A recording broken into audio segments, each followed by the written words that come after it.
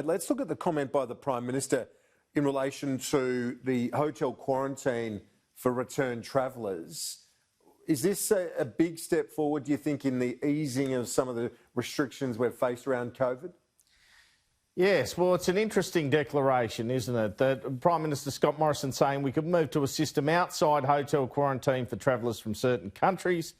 The AHPPC, the Chief Health Officers, State and Federal, are giving advice to the National Cabinet on this on October 16. Might sound counterintuitive after a hotel quarantine leak locked down Melbourne for 3 months. Have a listen to what the PM said yesterday. Now, I think home quarantine can play a role in the future, and it's something that is being considered by the AHPPC.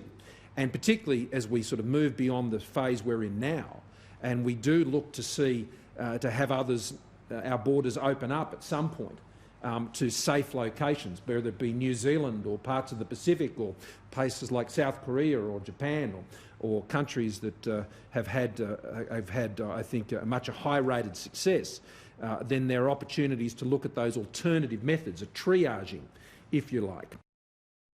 So this is clearly only going to be considered for countries that are part of a travel bubble, and New Zealand, with no COVID, is first off the rank here.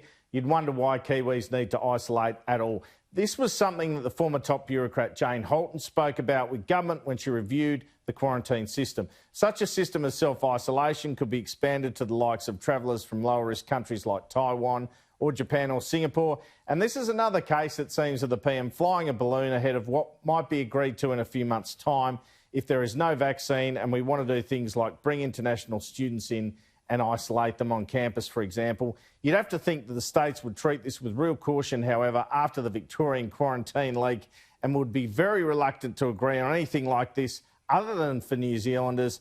This system of self-isolation operates in the ACT at the moment, but I reckon that is a more rule-abiding jurisdiction than some others, Kieran.